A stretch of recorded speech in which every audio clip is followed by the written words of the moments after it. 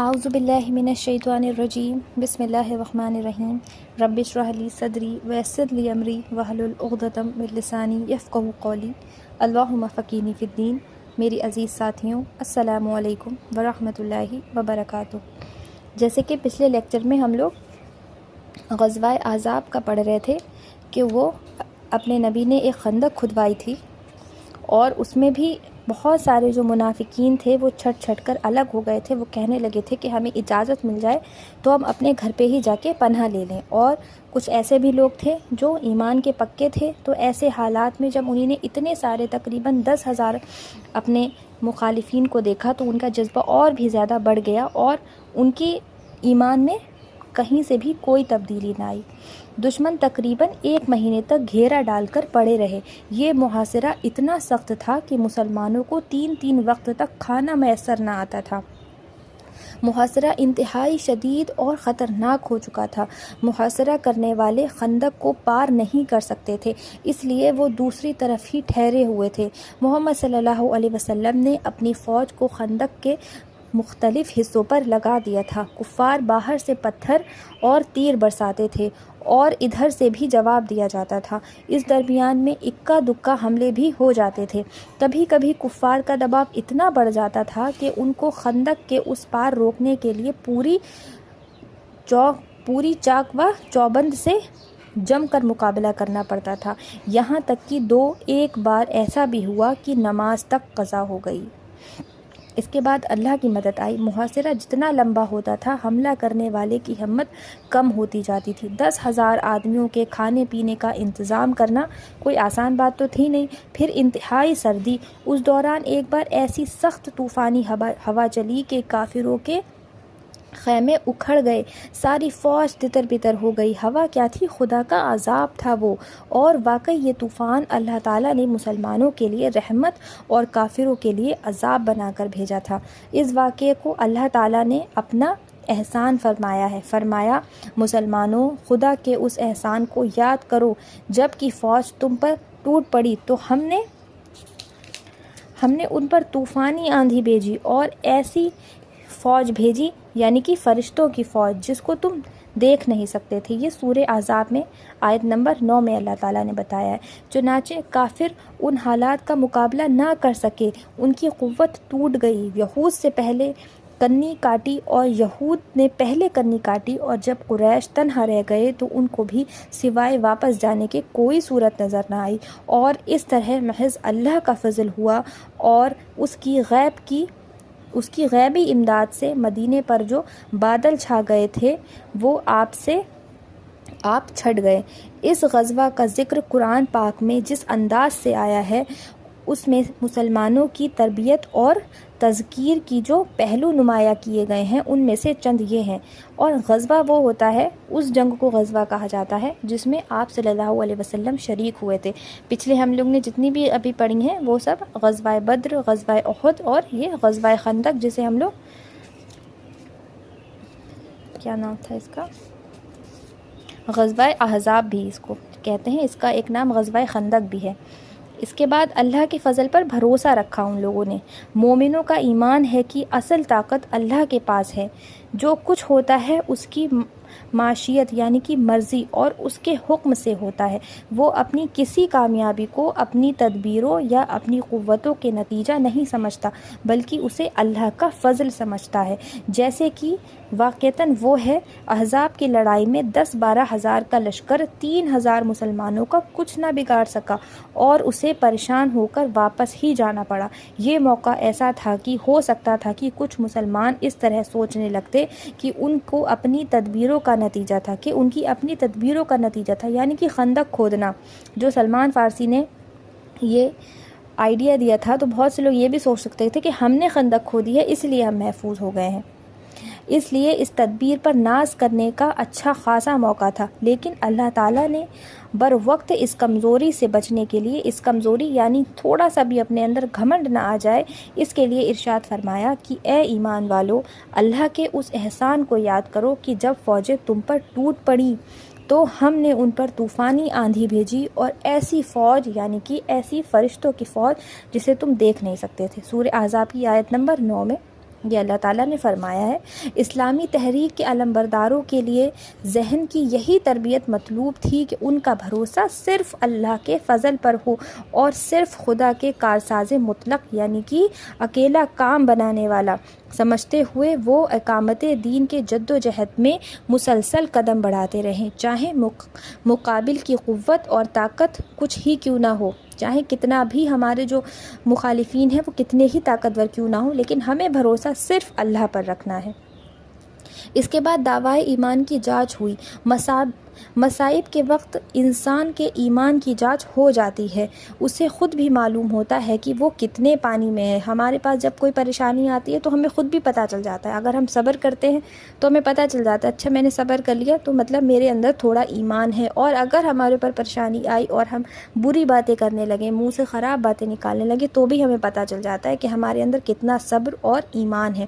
اور دوسرے بھی اندازہ کر لیتے ہیں اس بات سے کہ اس راہ میں کون کس حد تک جم سکتا ہے۔ جب تک حالات معمولی ہوتے ہیں بہت سے لوگوں کے بارے میں اندازہ ہی نہیں ہو سکتا کہ واقعی نصب العین کی محبت اور زندگی کی بازی لگا دینے کا فیصلہ کس درجے میں ہے۔ ابھی سب کچھ لائف میں صحیح چل رہا ہے تو ہم اللہ تعالیٰ کا شکر ادا کر رہے ہیں، سامنے والا بھی ابھی دیکھ کے نہیں بتا سکتا۔ اب جب پریشانی میں بھی ہم اللہ کا شکر ادا کرتے ہیں تو ہمیں خود بھی اندازہ ہو جاتا ہے اور دیکھنے والوں کو بھی اندازہ ہو جاتا ہے کہ ہاں یہ واقعی ایک سچا انسان ہے۔ کبھی کبھی خود وہ شخص اپنے متعلق بڑے دھوکے میں مبتلا رہتا ہے، لیکن جب کوئی سخت وقت آتا ہے تو کھرا اور کھوٹا صاف نظر آ جاتا ہے۔ احزاب کی لڑائی نے یہی کام کیا۔ مدینے میں مسلمانوں کے ساتھ اچھی خاصی تعداد میں منافق اور کھوٹے ایمان کے لوگ بھی شامل تھے، اور ضرورت تھی کہ عام مسلمانوں کو دین کی صحیح حالات معلوم ہو جائیں۔ چنانچہ اس سختی کے وقت ان کا پردہ فاش ہو گیا۔ مسلسل خندق کھودنے کا کام، کھانے پینے اور آرام سے بے پرواہ ہو کر رات دن ایک کر دینا، اتنی بڑی جماعت کے مقابلے کے لیے ہتھیلی پر جان رکھ کر تیار ہو جانا، اور پھر 20-22 دن تک مسلسل خوف اور اندیشے کی حالت میں دن کا آرام اور رات کی نیند حرام کر لینا کوئی آسان کام نہ تھا۔ جن کے دلوں میں سچا ایمان تھا وہ ان سختیوں کی تاب نہ لا سکے، اور ان میں سے بہت سے لوگ تو بول اٹھے کہ اچھا رسول نے ہم سے فتح و نصرت کا وعدہ کیا تھا، مگر اب تو پاسا پلٹتا دکھائی دے رہا ہے۔ انہیں لگ رہا تھا کہ اب تو ہم لوگ نہیں بچ سکتے، ہم تو کچھ ہی ہیں، اور مخالفین تو 10,000 ہیں، مطلب اپنے نبی کا وعدہ جھوٹا تھا۔ ان لوگوں کو یہ لگتا تھا کہ اب تو بچ ہی نہیں سکتے۔ ہم جان گئے کہ اللہ نے اور اللہ کے رسول نے ہم سے جو وعدہ کیا تھا وہ بس ایک دھوکہ تھا۔ یہ سورہ احزاب کی آیت نمبر 12 میں اللہ تعالیٰ فرما رہے ہیں۔ اور کچھ نے بہانے بازی شروع کی اور اپنے گھروں کی حفاظت کا بہانہ کر کے میدان سے کھسک گئے، لیکن اس کے مقابل جن اللہ کے بندوں کے دلوں میں صحیح ایمان موجود تھا انہوں نے ان حالات سے دوسرا ہی اثر لیا۔ انہوں نے جب فوجوں کو امنڈ کر آتے دیکھا تو کہنے لگے ٹھیک ہے، یہی حالت ہے کہ جن کی خبر اللہ اور اس کے رسول نے ہمیں پہلے ہی دے دی تھی، یہی تو ہے جس کا وعدہ اللہ اور اس کے رسول نے کیا تھا۔ اللہ اور اس کے رسول نے سچ کہا تھا۔ ان حالات میں سے ان کے اندر ایمان کی قوت اور زیادہ ہو گئی، اور وہ زیادہ اطاعت اور فرما برداری کے لیے آمادہ ہو گئی۔ یہ سورہ احزاب کی آیت نمبر 22 میں ہے۔ کمزوری کی جڑ کیا تھی؟ جان اور مال کے نقصان کا خوف انسان کی سب سے بڑی کمزوری بلکہ تمام کمزوریوں کی جڑ ہے۔ اسلام اللہ کی ذات ہے اور اس کی صفت پر جس طرح ایمان لانے کا مطالبہ کرتا ہے، اس کی بنیادی طور پر یہ عقیدہ شامل ہے کہ موت اور زندگی صرف اللہ کے قبضے میں ہے، نفع اور نقصان سب کچھ اللہ کے ہاتھ ہے۔ کوئی دوسرا ایسا نہیں ہے جو موت کو ٹال سکے یا کسی طرف نفع اور نقصان پہنچا سکے۔ یہی عقیدہ اور یہی ایمان مسلمان کی طاقت کی بنیاد ہے۔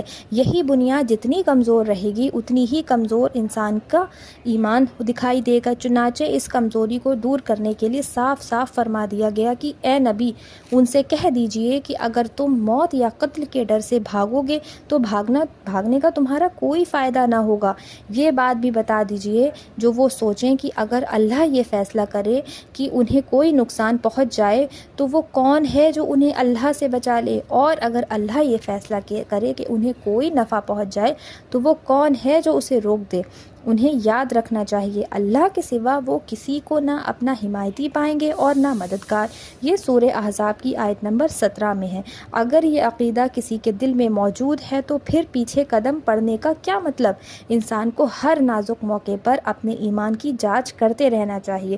کبھی کبھی انسان خود اپنے بارے میں دھوکے میں مبتلا رہتا ہے۔ جیسے ہم لوگ کو لگتا ہے نا، ہم تو مسلمان ہیں، 5 وقت کے نمازی ہیں، ہم تو کبھی اپنے ایمان سے نہیں پھریں گے۔ ابھی ہم لوگوں نے وہ پریشانیاں دیکھی ہی نہیں ہیں، کیا پتہ وہ پریشانی آئے اور ہم بھاگ کھڑے ہوں۔ یہی کہہ رہے ہیں کہ کبھی کبھی انسان خود اپنے بارے میں دھوکے میں مبتلا رہتا ہے، اور صحیح اندازہ اس وقت ہوتا ہے جب کوئی امتحان کا وقت آتا ہے۔ اسی جنگ کے تذکرے کے درمیان میں مسلمانوں کو ہدایت کی گئی کہ تمہارے لیے رسول صلی اللہ علیہ وسلم کی زندگی ایک قبیلہ تقلید نمونہ ہے، لیکن اس سے فائدہ اٹھانے کے لیے وہی لوگ ٹھیک ہو سکتے ہیں جنہیں اللہ کی ملاقات اور آخرت میں ملنے والے انعامات کی امید ہو، اور جو اللہ تعالیٰ کو بہت زیادہ یاد کرتے ہوں۔ اس موقع پر اہل اسلامی کی ہمتوں کو بلند رکھنے، انتہائی شدید حالت میں ان کے دلوں کو مضبوط بنانے اور پورے استقلال کے ساتھ اللہ کے ساتھ فضل کا بھروسہ رکھنے کے لیے رسول اللہ صلی اللہ علیہ وسلم کے استقلال، عزم و توکل اللہ اور صبر کے جو نمونے سامنے آئے، وہ قیامت تک ان تمام بندگان خدا کے لیے قابل تقلید نمونہ ہیں جو اللہ کے دین کو قائم کرنے کے لیے آمادہ ہیں اور اس راہ پر قدم بڑھائیں۔ یہ نمونہ ایسا ہے جیسے زندگی کے ہر موڑ پر سامنے رکھنا چاہیے۔ یہی ان کے لیے اصل مشعل راہ ہے۔ بنو قریظہ کا خاتمہ اوپر بیان ہو چکا ہے۔ جیسے کہ محمد صلی اللہ علیہ وسلم نے مدینے میں تشریف لاتے ہی یہود کے قبیلوں سے معاہدے کیے تھے۔ کچھ دن تک تو یہود اپنے معاہدوں پر قائم رہے، لیکن پھر انہوں نے ان کو توڑنا شروع کر دیا۔ چنانچہ اسی بنا پر بنو نذیر کو اس کے وطن سے نکال دیا گیا، لیکن بنو قریظہ نے پھر سے معاہدہ کر لیا اور محمد صلی اللہ علیہ وسلم نے انہیں امن کے ساتھ ان کے قلعوں میں رہنے کی اجازت دے دی۔ جنگ احزاب کے موقع پر یہودی قبائل نے بنو قریظہ کو مسلمانوں کے خلاف اکسایا اور وہ بھی جنگ احزاب میں شریک ہو گئے اور ان معاہدوں کا کوئی پاس اور لحاظ نہ رکھا جو وہ محمد صلی اللہ علیہ وسلم سے پہلے کر چکے تھے۔ جب احزاب کے بادل چھٹ گئے تو محمد صلی اللہ علیہ وسلم نے سب سے پہلے بنو قریظہ کی طرف توجہ فرمائی اور یہ فیصلہ کیا کہ ان کو اس بد عہدی کی سزا ضرور دیں گے۔ جو انہوں نے اپنا عہد توڑ دیا تھا، جو معاہدے توڑ دیے تھے، اس کی سزا ضرور دیں گے۔ یہ بد عہدی انہوں نے ایسے نازک موقع پر کی تھی جب کہ مسلمانوں پر تمام عرب امڑ آیا تھا اور ظاہر حالات میں مسلمانوں کے بچنے کی کوئی صورت باقی نہ رہی تھی۔ یہ تو اللہ تعالیٰ کی مدد آ گئی تھی، جو وہ لوگ بچ گئے تھے۔ بنو قریظہ نے اپنے عمل سے ثابت کر دیا کہ وہ مسلمانوں کے حق میں ان کے کھلے ہوئے دشمن سے کہیں زیادہ خطرناک ہیں جو کھل کر مخالفت کرتا ہے۔ انہوں نے مسلمانوں سے معاہدہ کر کے انہیں اپنے سے مطمئن بھی کر لیا اور پھر وقت آنے پر صاف آنکھیں دکھانے لگے اور مسلمانوں کو نست و نابود کرنے کی کوشش میں دوسروں کے ساتھ مل بھی گئے۔ چنانچہ ان کے قلعوں کا محاصرہ کر لیا گیا۔ محاصرہ کوئی 1 مہینے تک جاری رہا اور آخرکار مجبور ہو کر بنو قریظہ کو ہتھیار ڈالنے پڑے۔ اس موقع پر خدا توریت کے احکام کے مطابق ان کے متعلق یہ فیصلہ کیا گیا کہ ان کے قابل جنگ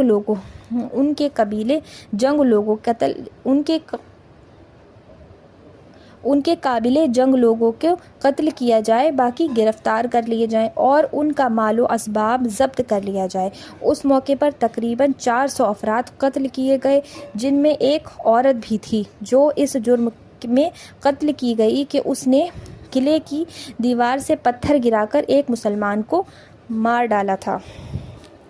اس کے بعد صلح حدیبیہ، یہ کیا ہے؟ کعبہ اسلام کا اصل مرکز تھا۔ اسے حضرت ابراہیم علیہ السلام اور ان کے صاحبزادے حضرت اسماعیل علیہ السلام نے اللہ کے حکم سے تعمیر کیا تھا۔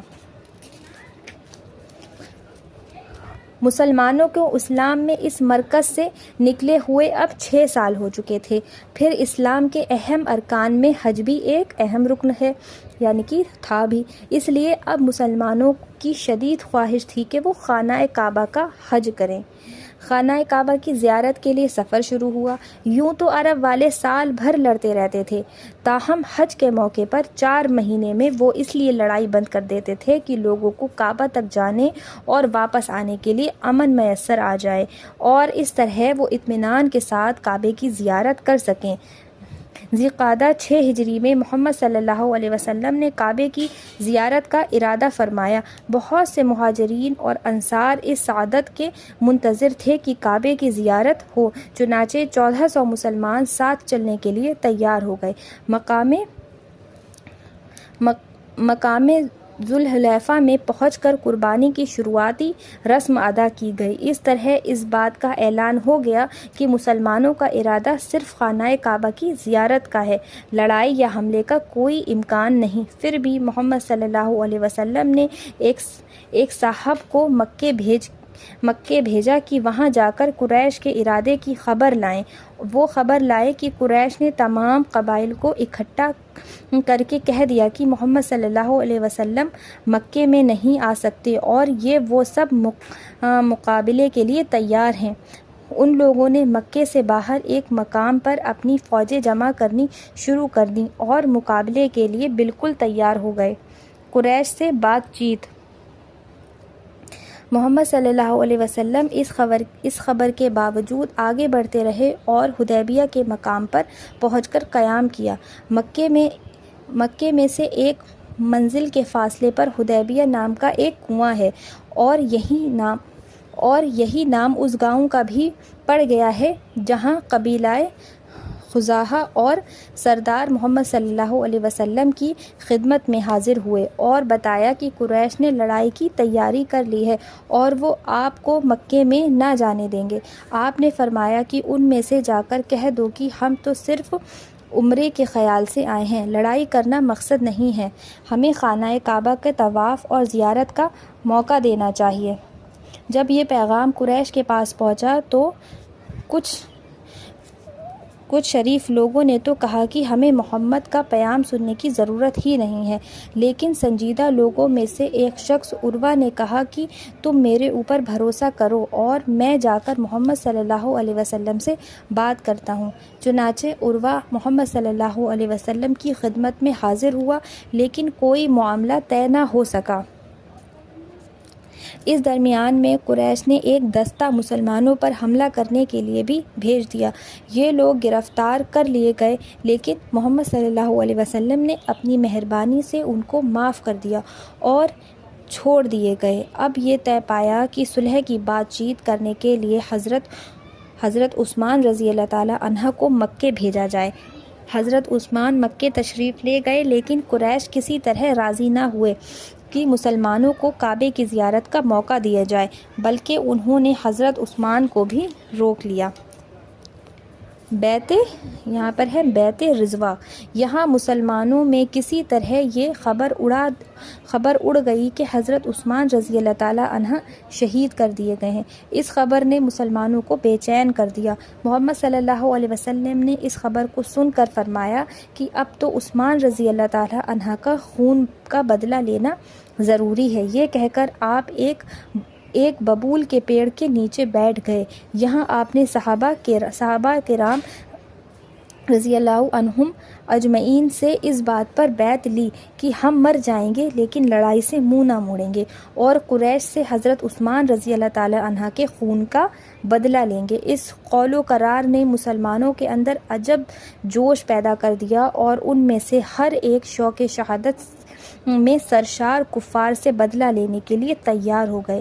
اس بیعت کا نام بیت الرضوان ہے۔ اس کا ذکر قرآن پاک میں فرمایا گیا ہے۔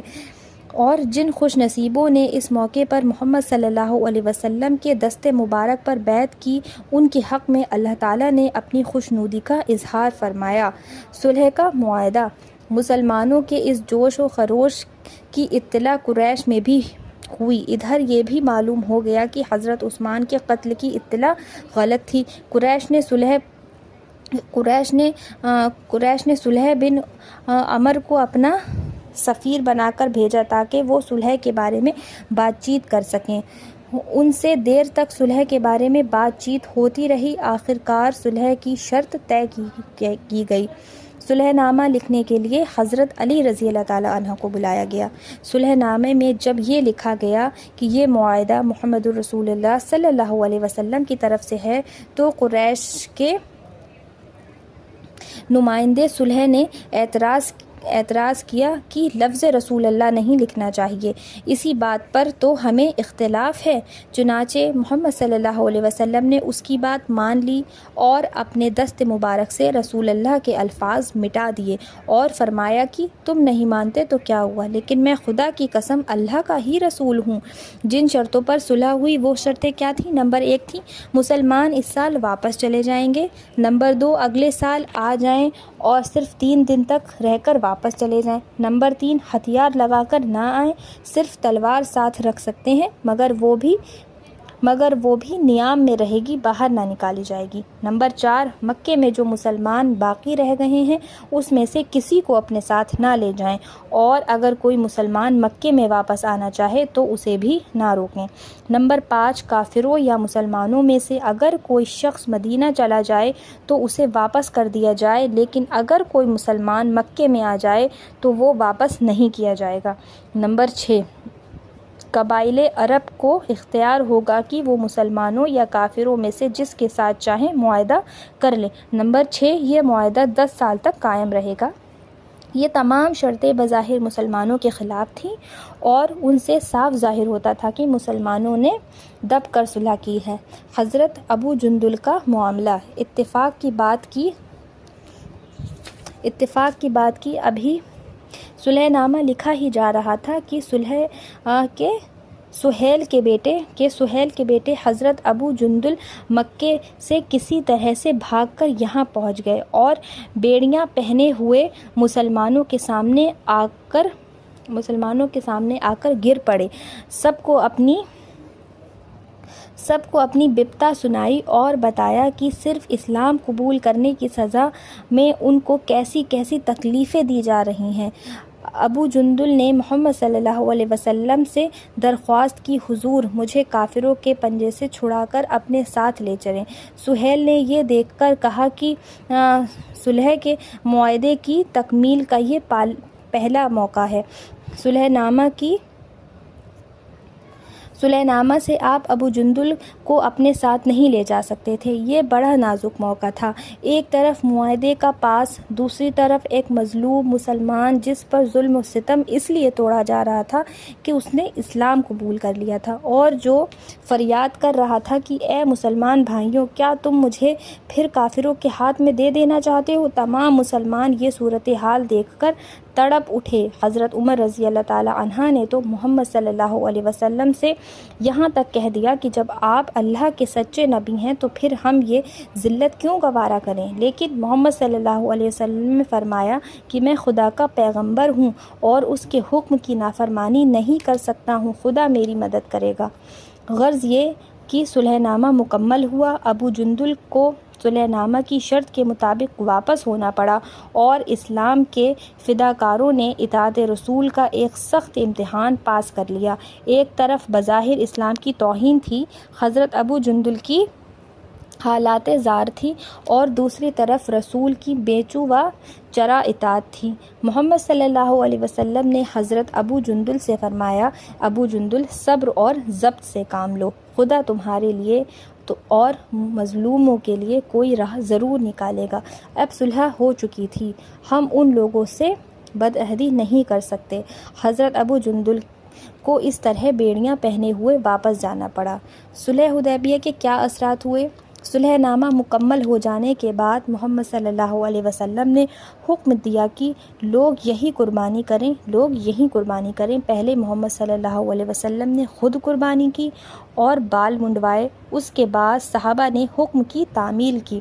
صلح کے بعد آپ 3 دن تک حدیبیہ میں ہی ٹھہرے رہے۔ واپسی میں سورہ فتح نازل ہوئی جس میں اس صلح کا واقعے کی طرف اشارہ کرتے ہوئے اسے فتح مبین یعنی کہ کھلی ہوئی فتح کہا گیا ہے۔ بظاہر یہ عجیب سی بات ہے کہ جس معاہدے میں مسلمانوں نے دب کر صلح کی اور اسے کھلی فتح کہا جائے، لیکن بعد کے حالاتوں نے صاف طور پر واضح کر دیا کہ واقعی حدیبیہ کی صلح اسلامی تحریک کی تاریخ میں ایک بڑی فتح کی پیش خیمہ تھی۔ اس کی تفصیل یہ ہے کہ اب تک مسلمانوں اور کافروں کے درمیان جنگ کی کیفیت برپا تھی اور دونوں فریق کو ایک دوسرے سے ملنے جلنے کا کوئی موقع نہ تھا۔ اس صلح کے معاہدے نے اس کیفیت کو ختم کر دیا اور اب مسلمان اور غیر مسلم ایک دوسرے سے ملنے جلنے لگے اور آپس میں خاندانی اور تجارتی تعلق بھی ہونے لگے۔ غیر مسلم بے دھڑک مدینہ آتے اور مہینے وہاں رہ کر مسلمانوں سے ملتے جلتے تھے۔ اس طرح انہیں 10 نئی اسلامی جماعت کے لوگوں کو قریب سے دیکھنے کا موقع ملتا تھا۔ یہاں آ کر وہ عجیب طرح متاثر ہوتے تھے۔ جن لوگوں کے خلاف ان کے دلوں میں نفرت اور غصہ بھرا ہوا تھا، انہیں وہ اخلاق، معاملات اور ان کی عادات میں اپنے لوگوں سے کہیں زیادہ بلند پاتے تھے۔ پھر وہ دیکھتے تھے کہ جن اللہ کے بندوں سے ہم نے لڑائی مول لے رکھی تھی، ان کے دلوں میں ان کے خلاف کوئی نفرت اور دشمنی نہیں ہے، بلکہ انہیں جو کچھ نفرت ہے وہ ان کے غلط عقائد اور ان کے غلط طریقوں سے ہے۔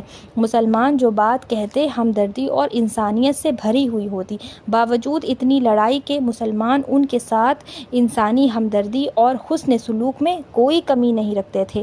پھر اس طرح ملنے جلنے کی وجہ سے غیر مسلمانوں کو اسلام کے بارے میں کچھ شکوک اور اعتراض تھے، ان کے متعلق بھی آپس میں خوب بات چیت کرنے کا موقع ملتا تھا اور غیر مسلموں کو معلوم ہو جاتا تھا کہ اسلام کے بارے میں کس درجہ غلط فہمیوں میں مبتلا کر دیے گئے ہیں۔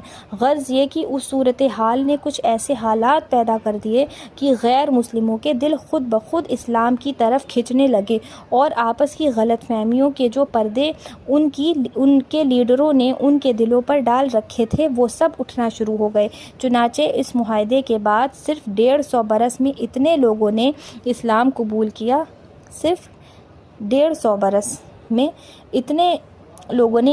قبول کیا کہ اس سے پہلے کبھی قبول نہیں کیا تھا۔ اسی دوران قریش کے کچھ بڑے نامور سردار تک اسلام سے متاثر ہوئے اور غیر مسلموں سے کٹ کر مسلمانوں کے ساتھی بن گئے۔